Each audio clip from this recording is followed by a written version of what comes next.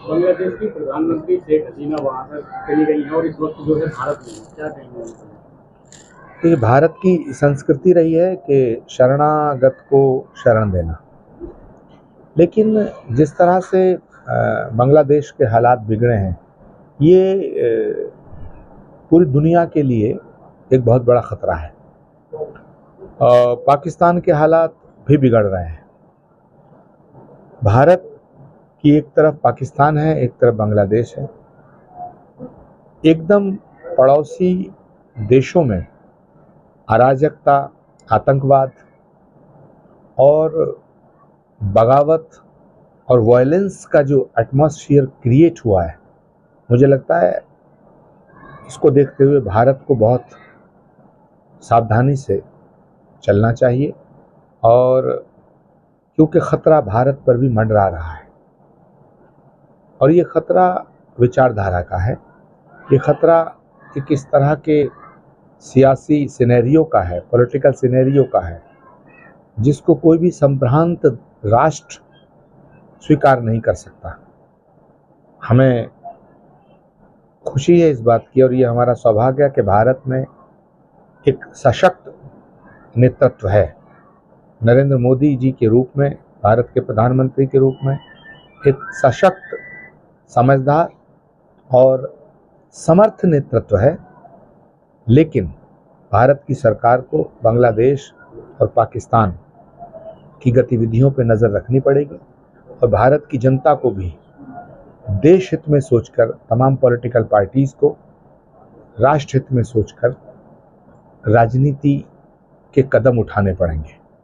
अपने स्वार्थ में अंधे होकर के राष्ट्र का नुकसान करने वाले सभी नेताओं से मैं अपील करना चाहता हूं कि सियासत अपनी जगह है, सत्ता अपनी जगह है, मगर जब बात राष्ट्र की आए, राष्ट्र के हित की आए, जब बात मुल्क की आए, तो वहाँ अपना स्वार्थ छोटा पड़ जाता है। हम सियासत की बलि देश को नहीं चढ़ा सकते। सियासत देश के लिए होनी चाहिए, देश सियासत की बलिवेद पर भेंट नहीं चढ़ना चाहिए। तो राष्ट्र की एकता प्रथम है, राष्ट्र की सुरक्षा प्रथम है। राष्ट्र की सुरक्षा को भी भयंकर खतरा पैदा हो गया है बांग्लादेश और पाकिस्तान की स्थितियों को देखते हुए।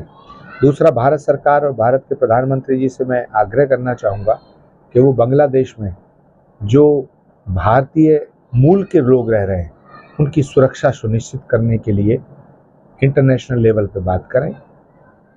एक और गंभीर दुखद सूचना मिल रही है कि बांग्लादेश में रहने वाले हिंदुओं को मारा जा रहा है, पीटा जा रहा है, जलाया जा रहा है।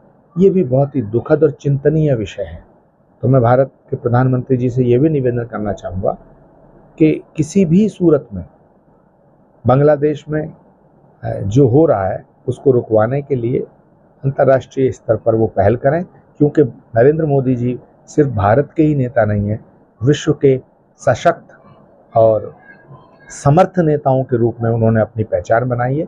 इसलिए पूरी दुनिया को नरेंद्र मोदी जी से अपेक्षा है कि वो बांग्लादेश में जो हो रहा है इस घटनाक्रम पर नज़र भी बनाए रखेंगे, और वहाँ की समस्याओं को, वहाँ इंसानियत के नाते और अंतर्राष्ट्रीय संबंधों के नाते उसको, उस समस्या को सुलझाने के लिए कोई ना कोई ठोस फैसला लेंगे।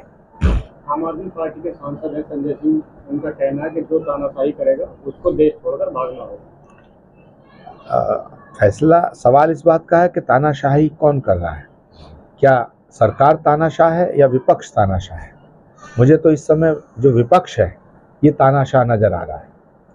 चाहे वो अयोध्या की घटना हो, चाहे वो भारत की संसद का निर्माण हो, चाहे वो सर्जिकल स्ट्राइक हो, चाहे वो 370 हटाने का फैसला हो, चाहे वो सुप्रीम कोर्ट का कोई फैसला हो, विपक्ष न संविधान में विश्वास रखता है, विपक्ष न सभ्यता में विश्वास रखता है, विपक्ष न संस्कृति में विश्वास रखता है। विपक्ष इस देश की सत्ता पर कब्जा करना चाहता है, इस देश की संपदा को लूटना चाहता है, अपने अपने गिरेबान में झांक के सबको देखना चाहिए।